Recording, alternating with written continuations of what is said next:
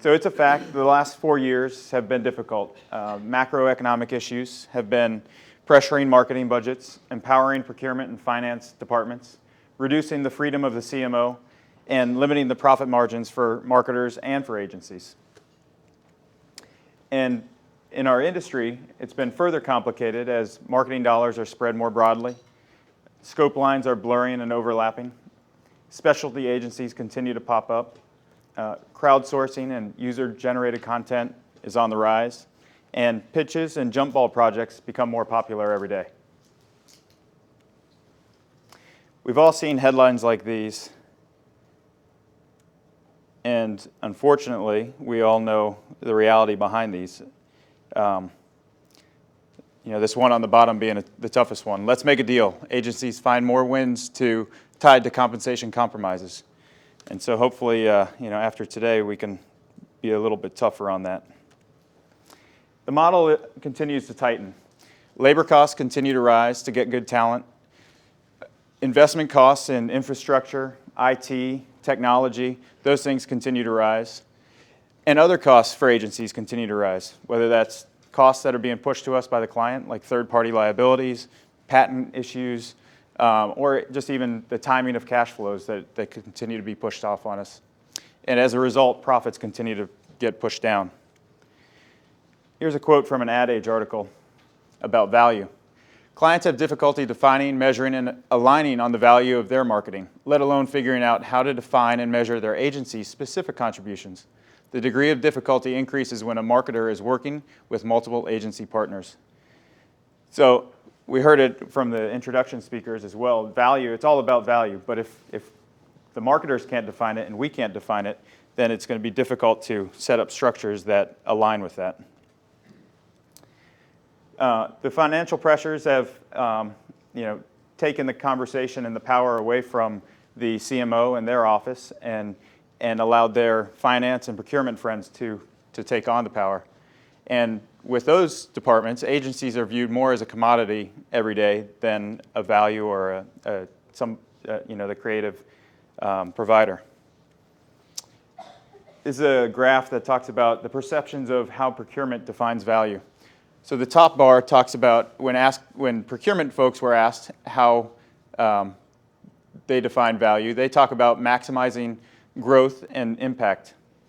When the marketing clients were asked about procurement and how they define value, they say they feel that it's all about cost with and being the lowest cost, and that's what procurement's adding value, how procurement adds value. And obviously, when the agencies were asked, almost unanimously, they thought procurement was all about low cost and not about growth and impact. So our industry has been forced into a labor-based compensation model. We're forced to defend staffing, overhead, and profitability rates, and there's little value placed on great work anymore. And there's significant focus and conversation about hourly rates that go into making up the work. So this has to change, and we have to change this limiting model into a model that allows, ties back to outcomes into value. But the good news is our industry is not the only one that's faced this challenge. Other industries have faced this challenge, and leaders within those industries have been able to overcome the challenges of a model like this.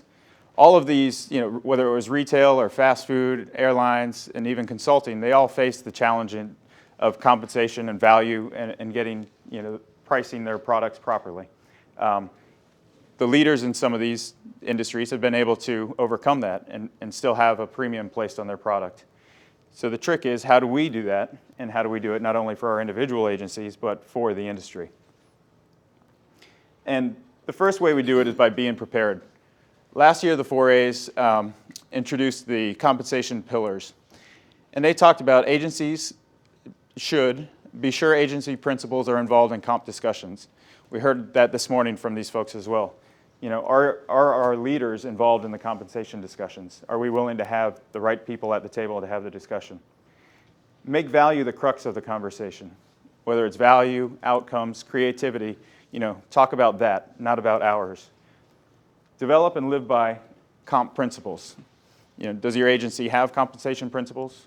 Can you keep that line in the sand and not move it? Engage key stakeholders on both sides to be part of the compensation discussion. And the key with this one is don't just have the discussion with the procurement folks or the finance folks, but have the discussion with the marketing client on the phone or in the room. And that way you can talk more directly about the outcomes and the expected value that we would be driving. Agency management needs to have a compensation structure and a plan that works for your agency. And at the core of that plan need to be those compensation principles.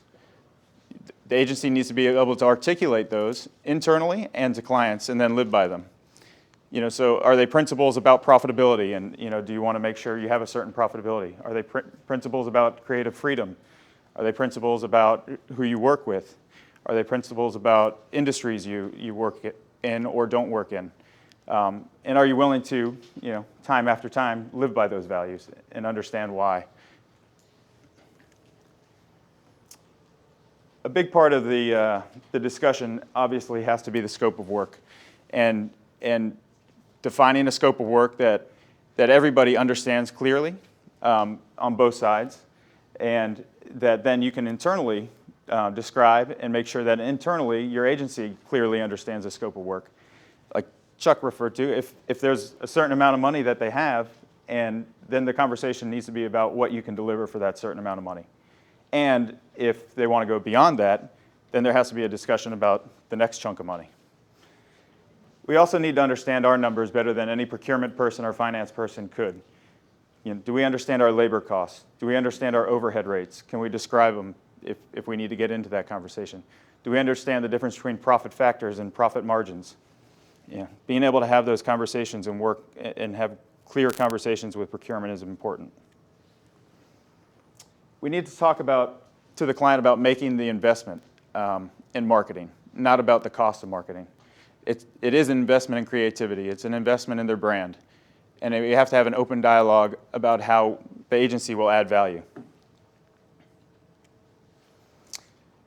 There are some tools you can use. We're going to show a couple of examples. Some tools you can use to maybe describe compensation structures and options to clients. And to have a clearer conversation with them. And these are just a couple, but there may be others that are worth developing for your agency. So something simple like this, just showing a continuum from starting on the left where the conversation and the compensation is all about cost to on the right where it's all about content and developing great content and potentially even a licensing model where the agency would even continue to own that. Unfortunately, right now we're stuck a little further to the left than we all want to be. Or it could be something a little more complex like the Grossman grid, which this was not meant to be seen here or to be seen from back there. But it's a great way to sit with a client and kind of work through what are the values of this relationship that are important. And that's what's across the top, whether it's flexibility or speed or driving value, and then what are the different compensation structures that we could use, and then you weight them and you figure out which one is the right one for this relationship, for this client, for what we're trying to do here, and for the client and the agency in this instance. But at the end of the day, it's all about profits. Profits are necessary for every business to remain healthy, to invest in the talent, to invest in the infrastructure, and to keep the culture that we all want to have within our agencies. And agencies are no different. We need to price in profitability. We can do that in different ways. And we also need to defend it and be able to stay strong with that.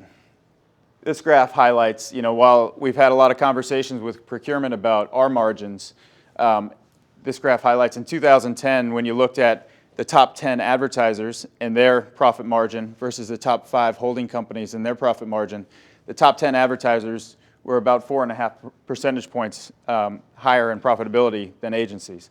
So while there's a lot of conversation about our margins and pressure to lower them, the reality is, as an industry, we were lower than our top clients. So while the pressures have made agency profitability tighter, we also need to be sure as an industry, as we've been talking about all morning, that we're not making it worse. So we need to be prepared, to have a plan and principles that we live by, to have agency principals actively participate in these discussions, and also on the client side to make sure the principals there are into the discussion. To be able to clearly articulate numbers and comp structures to clients in procurement. To manage scopes of work more tightly and to properly charge for out-of-scope services. And to defend fair and profitable compensation. Thanks.